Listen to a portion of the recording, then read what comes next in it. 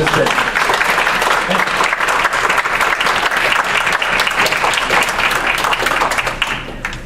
All right, well, good evening, everyone. Welcome to the first and only Vice President Debate of 2016, sponsored by the Commission on Presidential Debates. I'm Natasha Foley, and I'm honored to moderate this debate along with Carlos Misafla and Shay McCauley. This evening's debate is divided between four main categories: foreign policy, education, immigration, and the economy. Each candidate will have a minute to give an initial response to the questions posed, followed by a back and forth between the candidates. We have a wonderful audience here at St. Leo this evening, but we ask the audience to please remain quiet during the question and answer session. You will no doubt hear the enthusiasm at the end of the debate and right now, as we welcome the Republican nominee, Madam Ambassador Caterina Castillo, and the Democratic nominee, Senator Angela Johnson.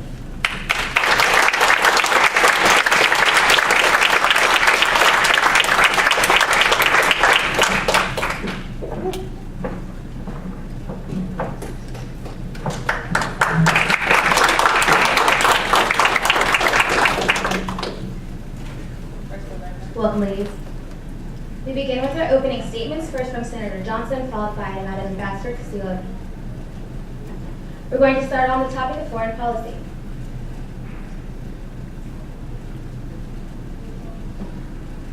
I'm sorry, we're going to allow 2 minutes for opening statements, starting with Senator Johnson, followed by Madam Ambassador Castillo. Good evening, everyone. Can you guys hear me? I just want to thank everyone for being here today. I really hope that we will have a healthy debate and you guys will be able to have a good representation of the Howard administration and what it would look like for this country. America's at a crossroad. There is no left or right anymore, no right or wrong. There is only hope. Hope that we can preserve a country built on unity, love, and respect. I acknowledge that no particular person, president or vice president, can alleviate all the problems that face us as a nation. I also recognize that the present distrust of government cannot be transformed into confidence overnight.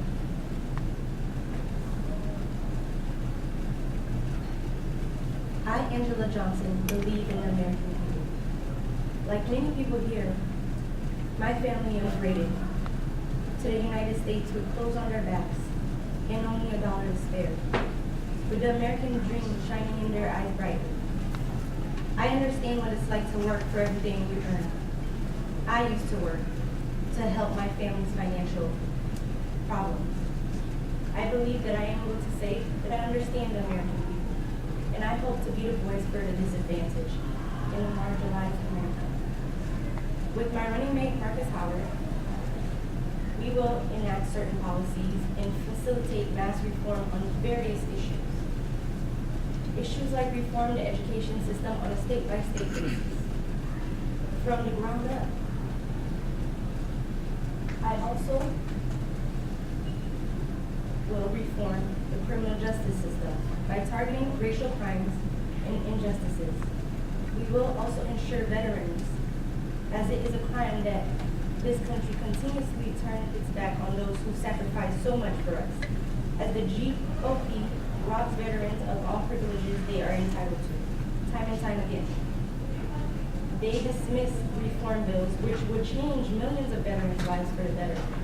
So we plan on creating a tough, comprehensive reform bill to give them the respect and care they deserve. Thank you, Senator Johnson.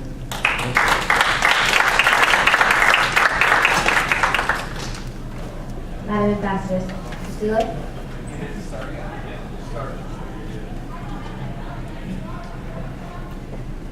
Can you guys hear me? So first off, I'd like to thank the University of St. Leo for hosting this debate for us today. I'd like to thank the moderators for the questions they're going to ask. And lastly, I'd like to thank my opponent, Senator Johnson, for being here today. As many of you are aware, in our current economic state, the gross overspending of the Obama administration, the lack of any kind of coherent immigration policy of my opponent's predecessor, and the entirely broken education system. The American people are now faced with a decision that's going to change the course of history. Whether or not they're going to continue with the continuation of the Obama administration, or if they're going to go on to a new path, which is the path that me and my running mate are planning to forge once we get elected.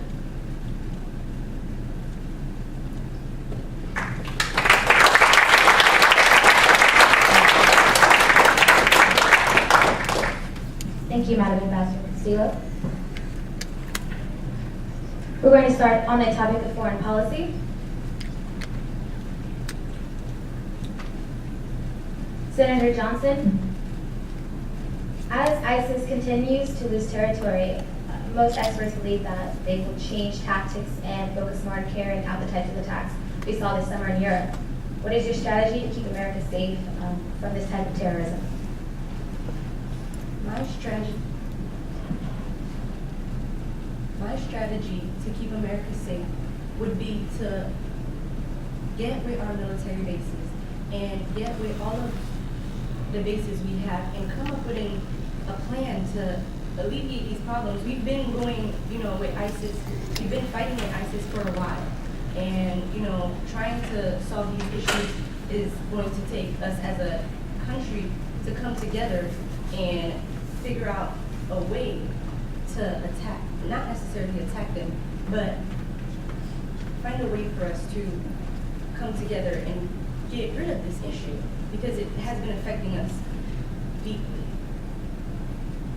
You said to work more closely with the military, so would you be in favor of committing ground troops to finish off ISIS?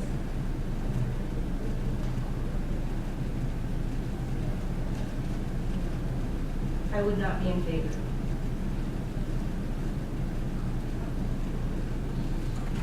Okay.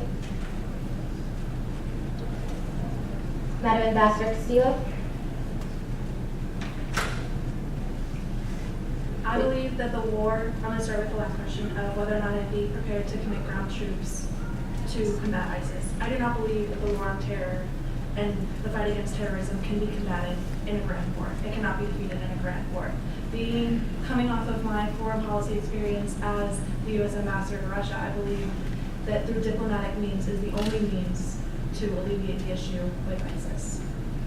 And as for the first part of the question, would you mind repeating it for me, please? Would you be in favor of committing ground troops to finish off ISIS? As I said before, I would not be in favor. I believe that the only way to combat the war on terrorism is through diplomatic means. What is your strategy to keep America safe from this type of terrorism? Being the U.S. ambassador working with Russia, I worked very closely with NATO, and I believe that since so many of the ISIS attacks and that since they've been losing ground inside of Syria and are planning on moving these attacks to Europe, would be the only way to combat that was with our NATO allies and providing a comprehensive plan. And if you go onto the GOP's website, we have set in place the details of that. So you would like to remain diplomatic. Right now, we're utilizing drone strikes to take out terrorist leaders in the Middle East. So would you discontinue use of that? I do not believe that drone strikes would be an effective means to combat the war on terror. Okay, thank you. Senator Johnson, would you have voted to join with the vast majority of Congress to override President Obama's veto of the bill allowing families of the victim to sue Saudi Arabia for its role in 9/11?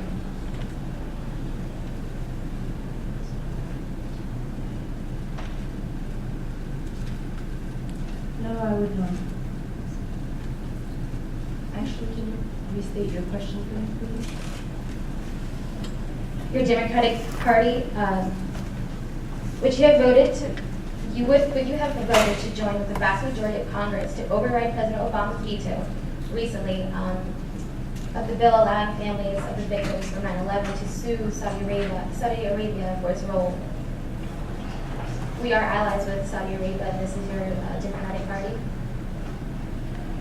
No, I would not, because if we are going to allow the victims to, which I understand it was a very traumatic experience for them, and it was for America.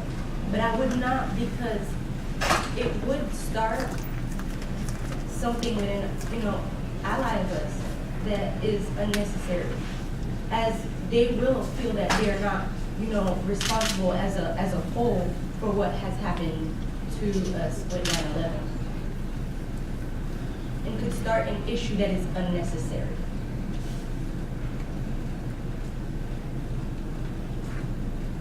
Okay, and Madam Ambassador Castillo. I cannot disagree more with Senator Johnson. I believe it's mine and Governor Meade's belief that any nation that aids or abets any kind of terrorist organization is just as guilty as those terrorists involved in the attack. So I would completely support Congress and Governor Meade as well with allowing the plaintiff of that case to continue with their lawsuit against Saudi Arabia. Okay, Madam Ambassador Castillo, working with Russia at odds with the U.S. and Syria, annexing parts of Ukraine and reportedly engaging in cyber attacks on American parties. How would you characterize our relationship with Russia today? Upon accepting the ambassadorship with Russia, our relations were incredibly tense. I did my best under the Bush administration and subsequently the Obama administration trying to leave those tensions, although there were a number of issues that I had to address, like the annexation of the territories in Ukraine while I was ambassador. Although I did not support the Russian annexation of the Ukraine, we had to honor, we, the United States, had to honor the democratic process of Crimea they voted to have Russia annex them. So us being the champion of the democratic way of doing things, I had to accept that Russia annexed Crimea. Okay, how would you improve this relationship between nations? Through what I tried to implement and received much resistance for during the Obama administration was increased relations between us and NATO to try and disallow the alienation of Russia that's taken place since 2008 when Obama first got elected into the White House. So if I were still the ambassador today and under Paul and my own administration, I would continue this talk with NATO and enable our relations with Russia to increase by preventing NATO from alienating Russia the way that we have.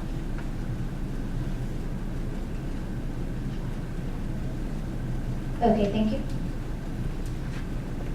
Senator Johnson, would your administration have made the same deal with Iran that President Barack Obama made?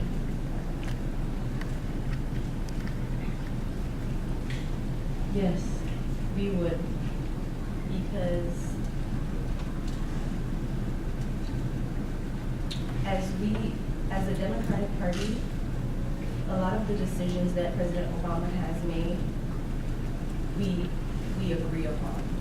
And the decision that President Obama made with Iran was one to alleviate certain issues and problems and try to bring union in a way, instead of, keep animosity going and war going. So I would stand behind President Obama's decision.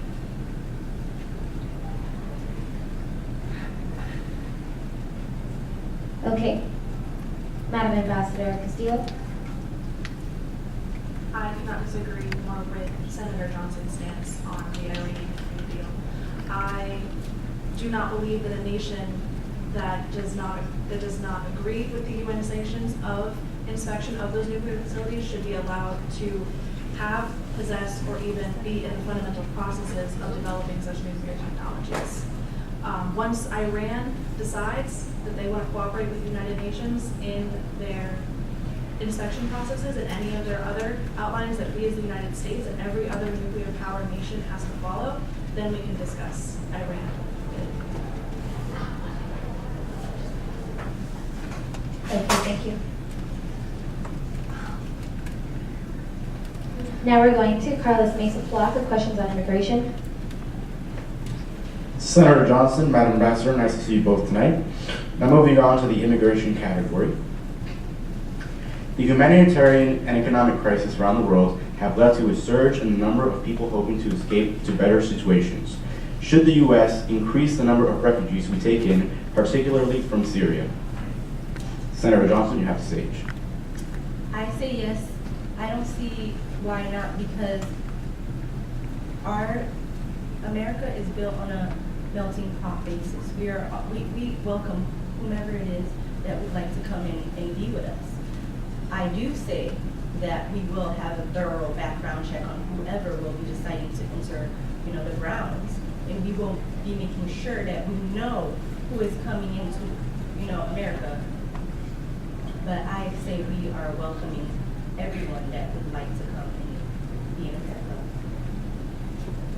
Everyone wants to come for one reason. America offers opportunities that they are unable to find, at home. So why would I deny you the chance to come and, fulfill your dreams in my home? Madam Ambassador, your rebuttal. Being a first-generation Italian American from my parents, immigration has always been near and dear to my heart. And I have always, our entire policy platform, the reason why Paul and I decided that we wanted to run this year is in large part due to immigration. In my opinion, the immigration system has been broken since the 1970s, and it's been in need of drastic reform. Although, in regards to Syria, I have to say that we cannot allow any more Syrian immigrants to come in, due solely to the fact that we cannot verify their backgrounds.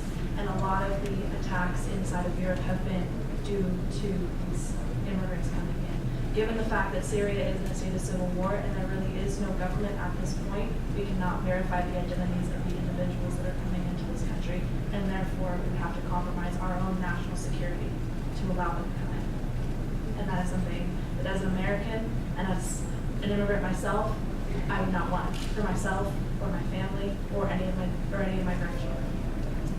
May I quickly say something? Yeah, of course. I feel as though, are we going to pick and choose who we would like to allow into the United States? Are we going to deny certain people access and allow certain people? Is that what the United States is based on? Or are we gonna, if we're opening our arms to everyone, let's have an open, let's open our hearts and our homes. We can't decide, oh, okay, we'll allow certain people to come in and leave certain people out. What is this? I don't understand it. I personally don't understand that policy. Now, Senator Johnson. Can I rebut that Oh, quickly? yeah.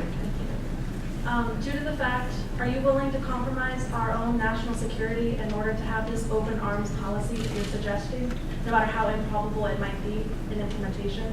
Let's just say in a perfect scenario that you could implement such a policy. Are you willing to compromise our own national security in order to do so? Of people whose backgrounds you can't verify, whose documents could very well be forgeries, and of the same group of individuals who have been linked to the attacks inside of Europe. Granted, I worked on that continent for 6 years. Many a times, I was worried that an attack might actually come inside of Moscow, which is where I was. All right, thank you guys. Thank you, let's move on now. Now, follow-up question, Madam Ambassador. Should there be a religious litmus test on refugees hoping to enter the country? Meaning, should we only let in certain religious groups? No, I don't agree. I don't think that there should be a religious litmus test. If we can verify their backgrounds and if we can verify that they are who they say they are, we have freedom of religion in this country.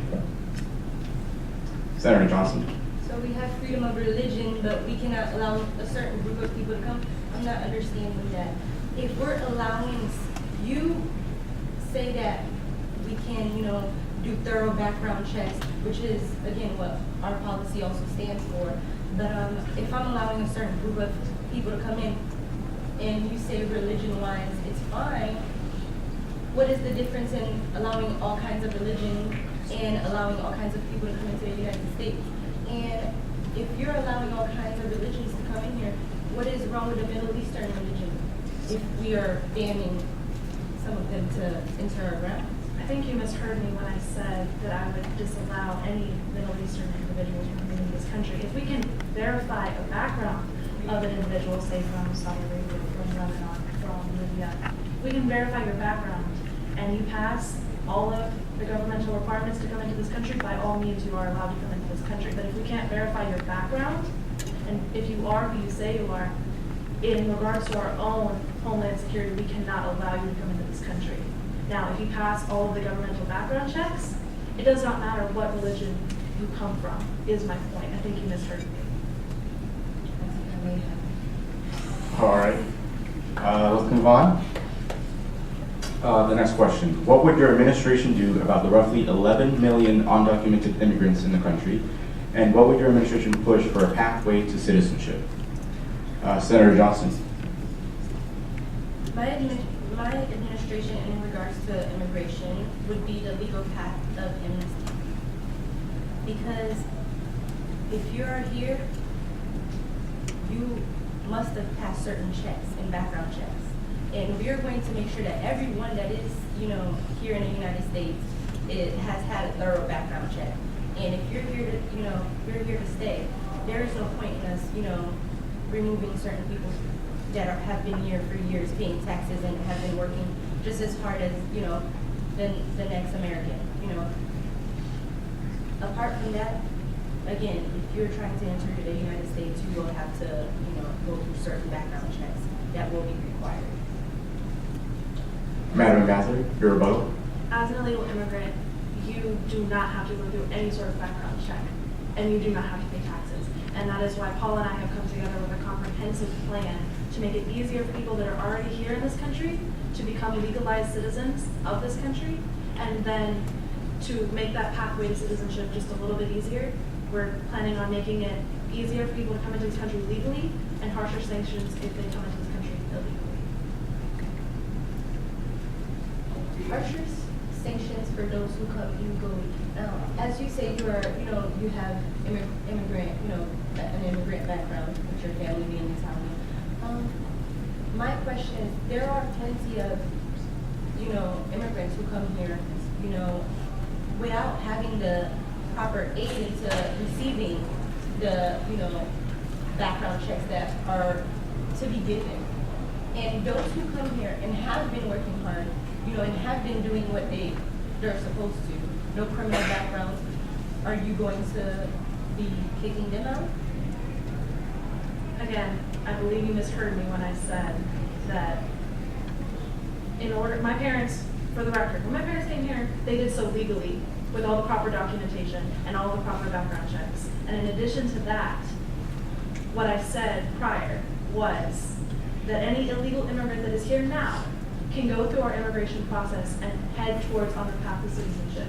However, after the amnesty process is over, if an immigrant decides to come into this country illegally, harsher sanctions will be made because the legalization process is easier. I heard you correctly this time, but my question is not based on, your parents who were able to come here, legally. My statement is to those who have had the issue, whether it's financial or, whether it's paperwork, for them to, fight and come and be a part of America, to have that dream handed to them, and for them to come here and work just as hard as your parents might have.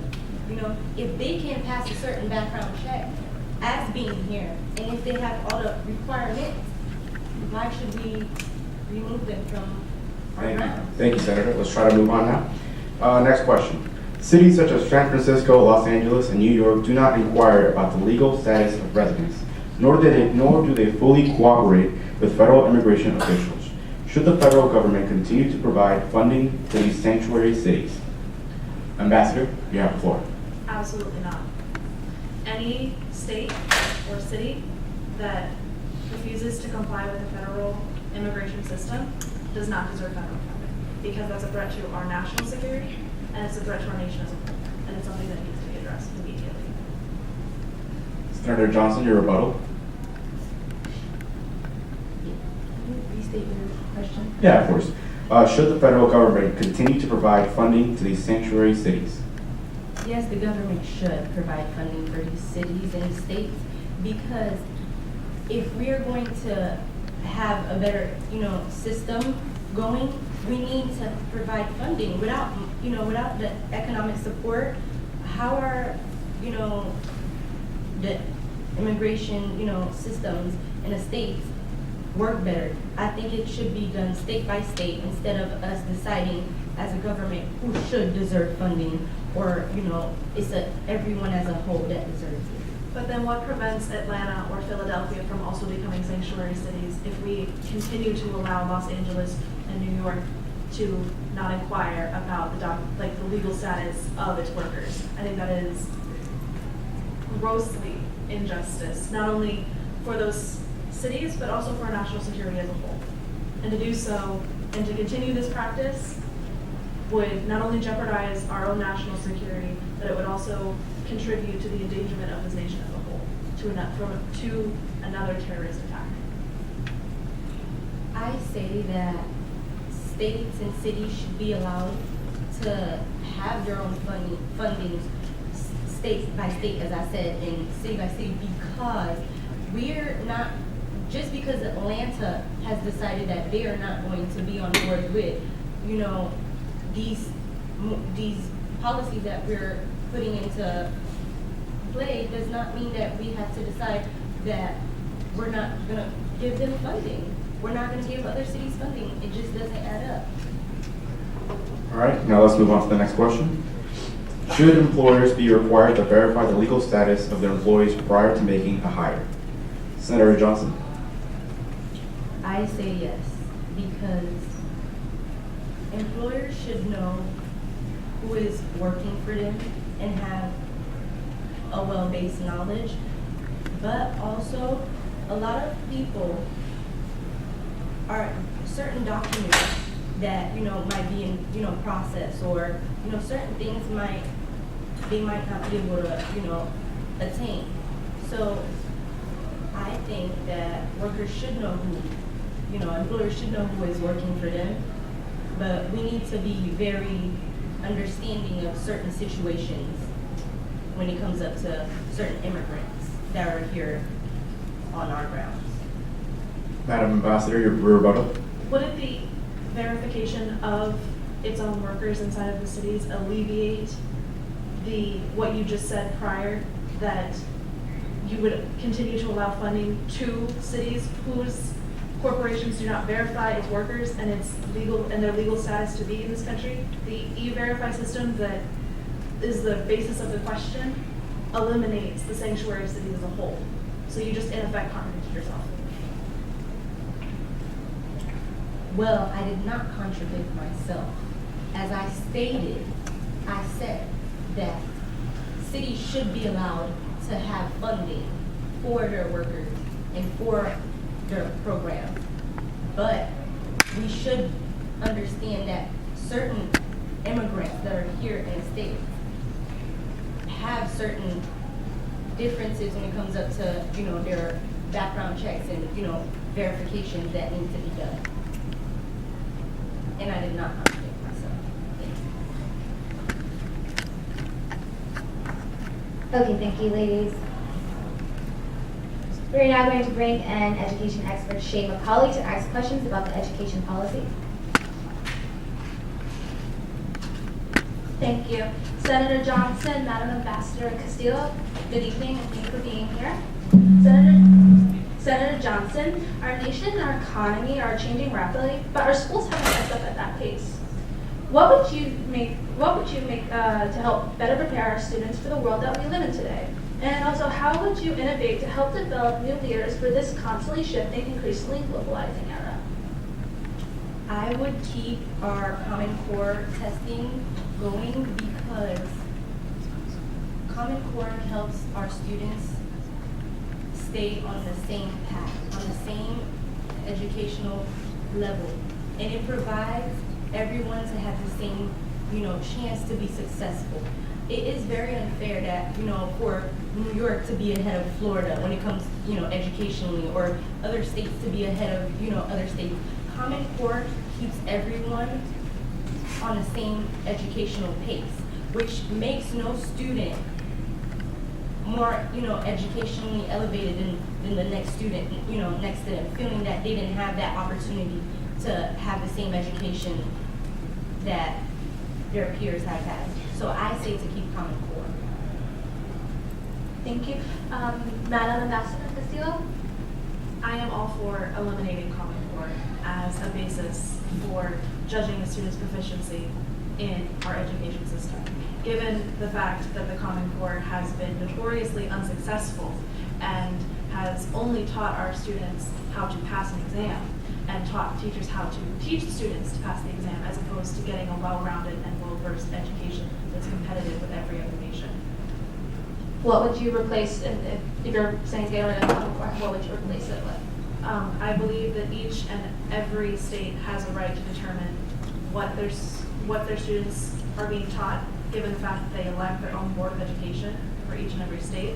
Paul and I have come up with a basic plan, although each individual state is allowed to tweak it and make it their own, because they are the ones electing their own board of education.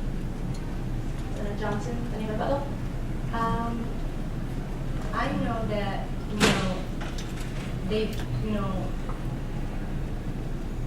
the Republicans feel that Common Core is not a good test to be, to keep around. But I feel that as, someone who has been, in school, as someone who has gone through exams, I feel that Common Core can keep students level-headed and on the same pace, because how annoying would it be for you to be in a classroom with a classmate who comes from New York and they are able to quickly answer certain questions that you are yourself wondering, wow, how is this student ahead of me and we are supposed to be on the same level?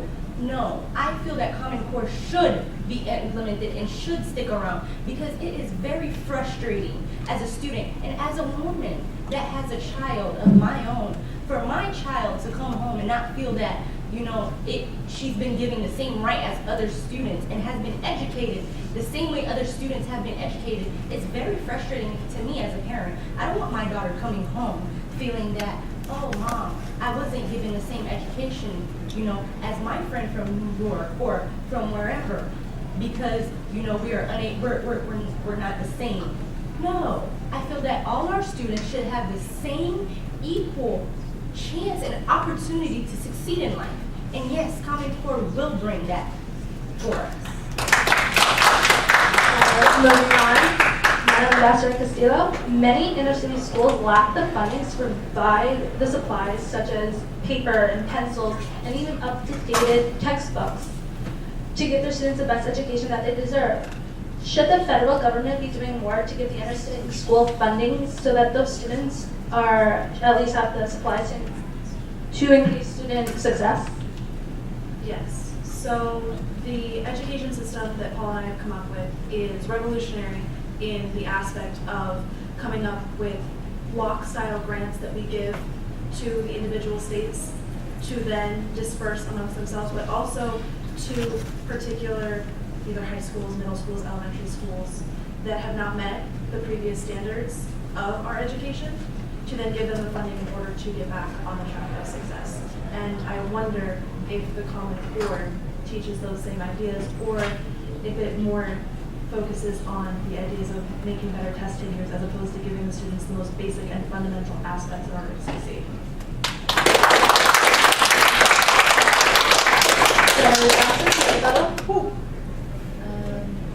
Funding wise, I feel that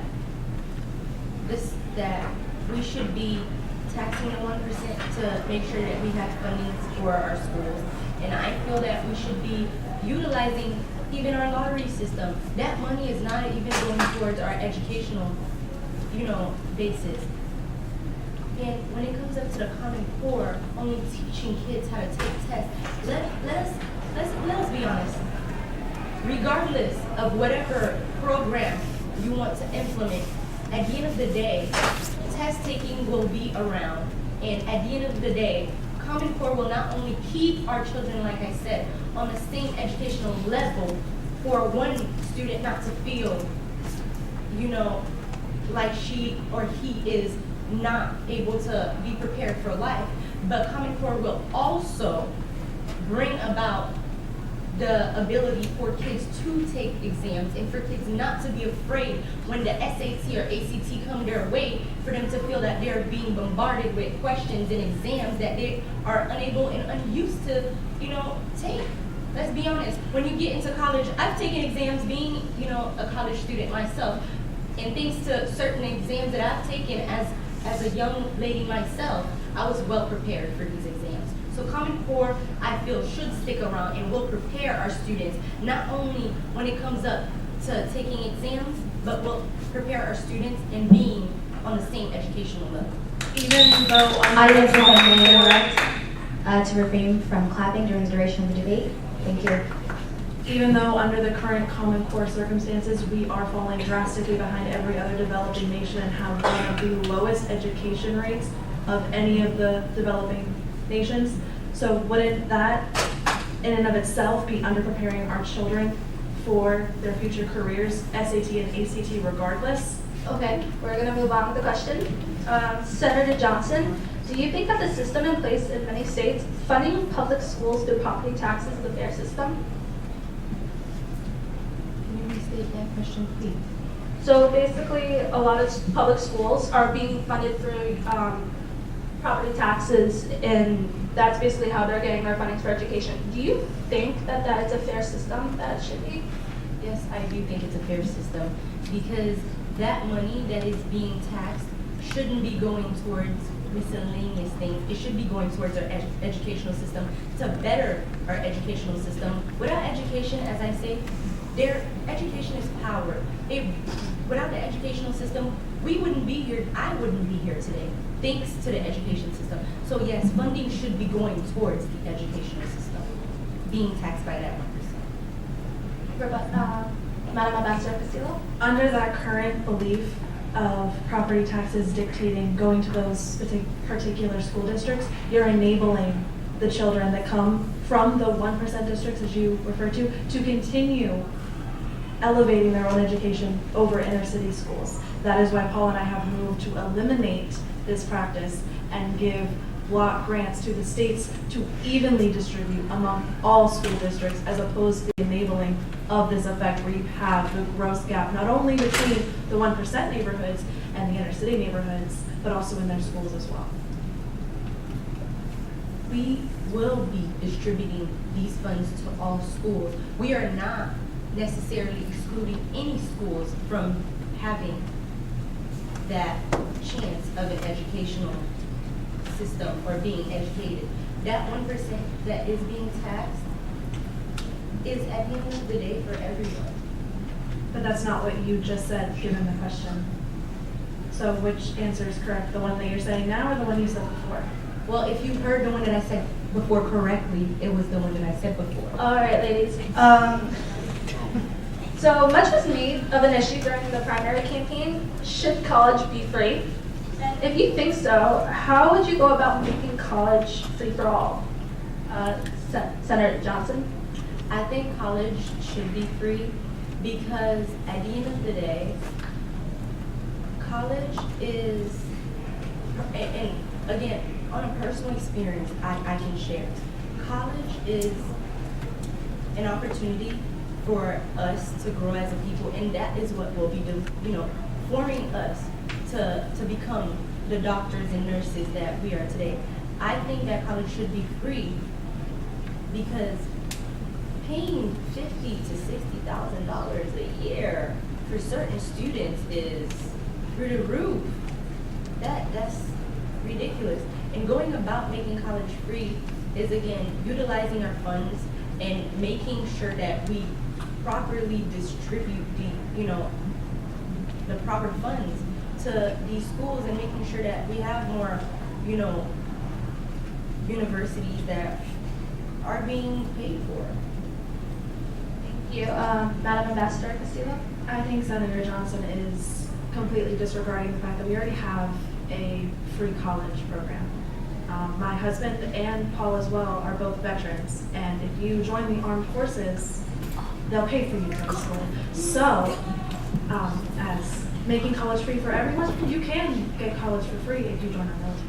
And I think that that's a practice that should stay but not everyone can go to the military. There's a lot of people who have disabilities, who are not eligible. What about those? Don't they deserve the free education as well?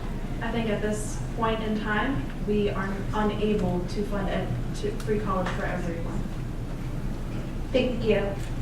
And finally, should state and federal fundings of schools be tied to retention or replacement rate of the recent graduates? Madam Ambassador Castillo. Please repeat your question.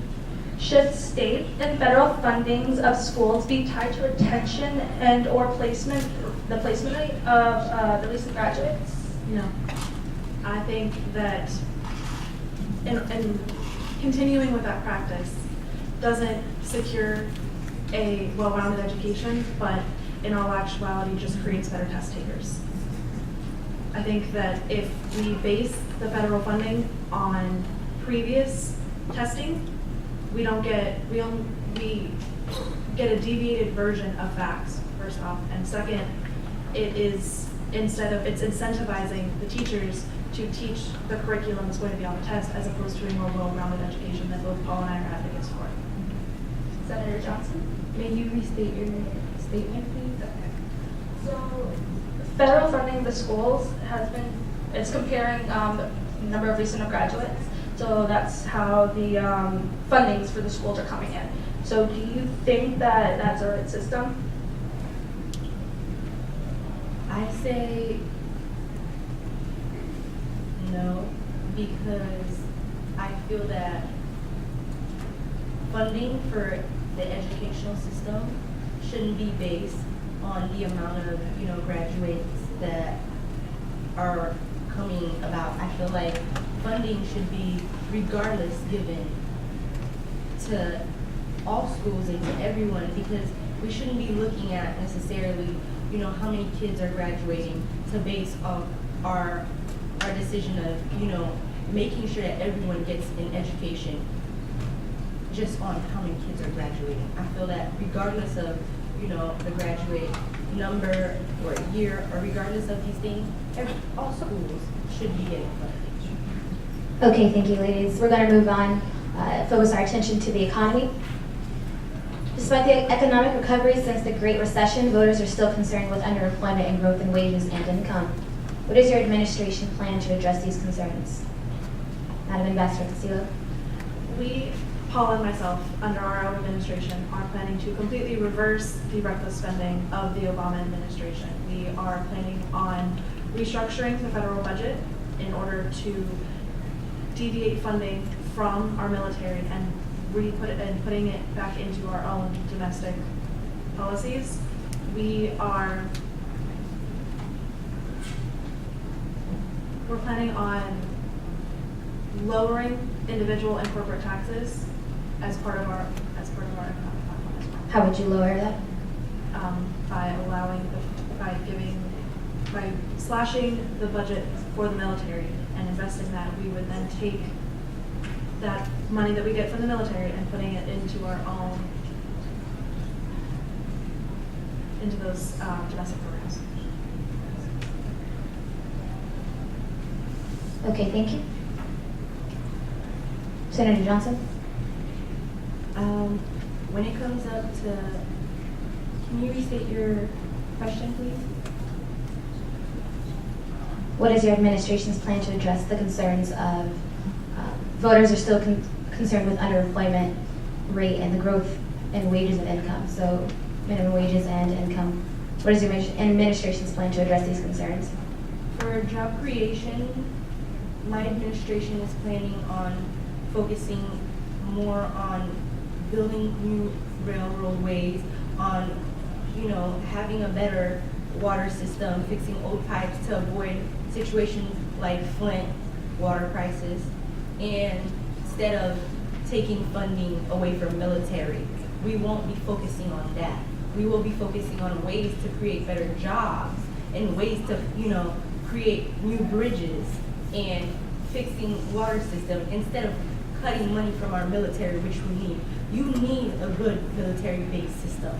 We cannot afford to be cutting our military fundings just to, find a way. If you're gonna find a way to create jobs, we're gonna find ways to build new things, new infrastructures, new bridges, water systems. We're going to focus on our home base instead of trying to attack the military, which needs these fundings for it to keep going. So we will not be focused on that. I have two questions for Senator Johnson. The first of which being, you do realize that under the BRAC Commission of 2015, which is the most recent study done, that we are grossly overfunding our military by about 20% of what they actually need. And that most of the money that we're pouring into our military is needless. Under the previous administration, under Obama administration, it was completely needless, and most of the military bases were saying, we don't know what to spend this money that you're giving us on. So why not take that money and invest it in our people, as opposed to creating this world police mentality that it is our duty and obligation to have not only the largest military in the world, but then to flaunt the fact that we have the largest military in the world. And the second question I pose to you would be, with what money are you planning on getting the necessary resources in order to invest in the infrastructure if you're not cutting from the military? Where then are you planning to get the money from?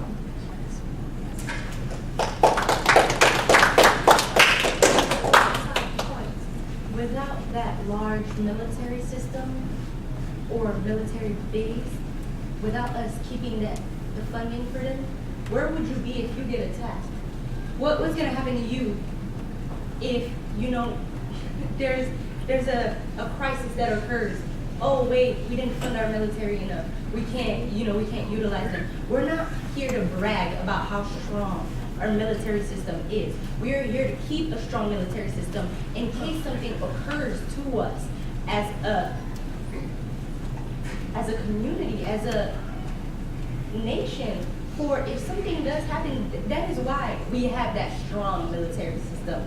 That is why we fund them so well. Because if something happens, our backs will be covered. If ISIS attacks, we will have a way of finding, our military system that is greatly funded to have us and protect us. There is a monumental difference between having Senator a strong Johnson, would you like to military answer the and second having question an unnecessary military. There is a monumental difference. If I wasn't being cut off, I could answer that. Actually, it's being interrupted because I didn't cut you off. Thank you. If I wasn't being interrupted, like she said. Would you like to answer her second question? Well, I don't recall her second. There's a monumental difference between having a strong military and having an unnecessary military, and unfortunately, the United States has the latter. Paul and I's platform is taking it from an unnecessary military to back down to a strong military and a reliable military. Okay, thank you. Senator Johnson, will your administration move to increase the federal minimum wage? We will move to increase the federal minimum wage,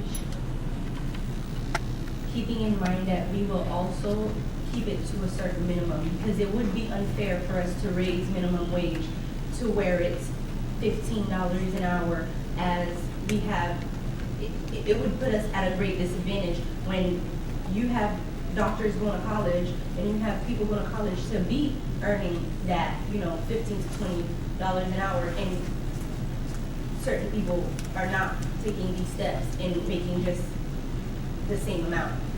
It doesn't make sense for us to raise it to a certain extent and have certain people working hard and attending schools and getting their degrees and being professionals in certain areas, for us to be raising minimum wage for these people to be at the same level. So we will be raising minimum wage, but to a certain extent. What specific numbers, what minimum wage? You said not $15. What kind of numbers are we looking at? If not 15 is too much. I say $10 an hour as 11, but I feel like we need to cap that number off to a certain extent, because again, like I say, we go to, as young adults, we are taught to send our kids to college to better themselves. So they're going to college and getting these degrees in those certain areas, and they're making the same amount as someone who hasn't attended college and who hasn't had all these criteria to have that certain pay. So I say raise minimum wage, but cap it off. Okay, thank you. Castillo. Under the Friedman-Castillo administration, we would not be raising minimum wage due to the fact that it would raise unemployment rates and cause even more inflation, given the fact that we are already going up against $20 trillion of debt, and it's expected to increase to $40 trillion by 2040. We're trying our best to alleviate the astronomical amount of debt that we've inherited from the Obama administration, and in order to do that, we are not able to raise minimum wage at this time. Many voters maintain that the rich don't pay their taxes, their fair share of taxes, despite the fact that the top 1% pay almost half of all federal income taxes. How would your administration change the tax burden from the status quo, if at all? Casino. Under our administration, we are planning on, across the board, lowering taxes for individuals and for corporations.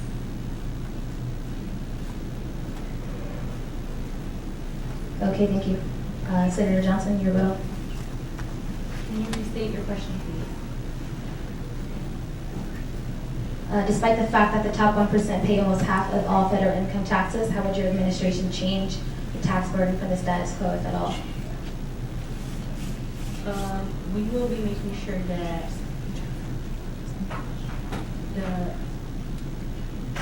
that certain people not only pay their taxes, but I feel that if you are making a certain amount of money, you should be able to pay more than certain people, in a sense of the wealthy 1% in America shouldn't be complaining about paying certain taxes when you're working hard and you have the money to help in aid. You do realize that the 1% already, given the status of the question, already pays 50% in taxes. So how much more would you be willing to raise it for the 1%? To pay more, since they make more. So since they make more, they should be able to pay more. So how much more are the 1% going to pay? It's not a question of how much more is the 1% going to pay, but are you suggesting I raise taxes for those who don't have to 50% also, when they can barely afford to take care of themselves? No, it's lowering taxes across the board, so that way it's fair and equal for everyone in proportion to their income based off of how much you should pay. But that does not mean that 50% of taxes need to be paid by one bracket of individuals. That is completely and totally unfair. So you're saying that they should go from 50 to 75, 100? Why don't they just pay it all? Oh, well, if we're gonna be talking about unfair in what sense?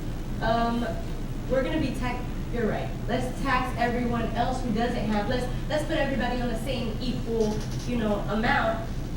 When that cannot be. It cannot be for the 1% to be paying just as the same amount as the average Joe who's not making the same amount financially that the 1% is making.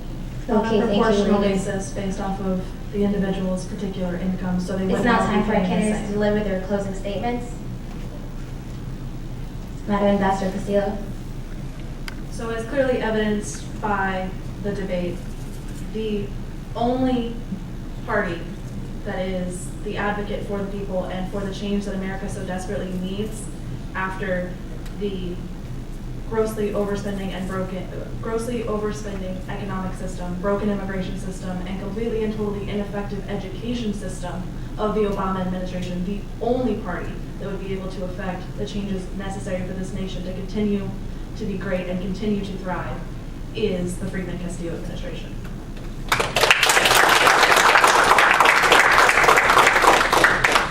Senator Johnson, your closing statement. I will be saying that the party who has the people's true interests at heart is the Johnson and Howard party, is the Democratic Party. Due to the fact that we're not here to focus on, cutting certain fundings. We are not here to focus on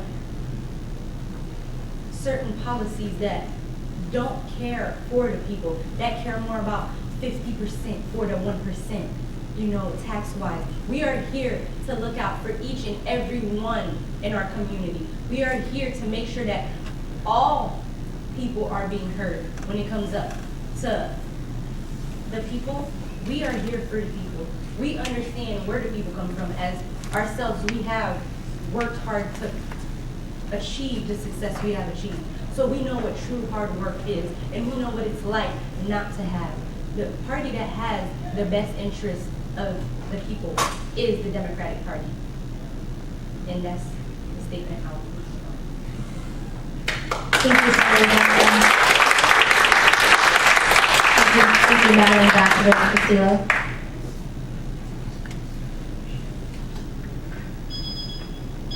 On behalf of the moderators, candidates, and St. Leo University, we thank you for attending this debate.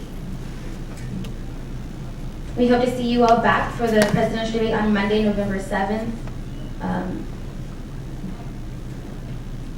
Thank you, both candidates and St. Leo University, for attending this debate. For the moderators, round of applause.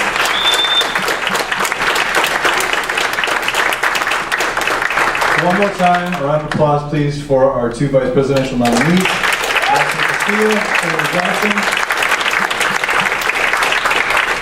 Okay, in case you're not sure what happens next, as you just heard, on Monday, November 7th, two things will happen inside of this room. Number one, you will probably see it filled to capacity. And number two, after the presidential nominees spar, then we're going to have a vote.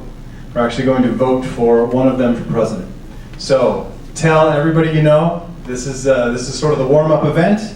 We're going to get there, and it's going to be really significant. I would also encourage you, check out the tweets that have been going on throughout this entire experience. Looks like some nice tweets have been happening. And then finally, Frank, you got? Voting Rocks. Oh, Voting Rocks, out here, right? Right out here. So please go to that, and we will see you here Monday, November 7th, 6 o'clock. Thanks, everybody.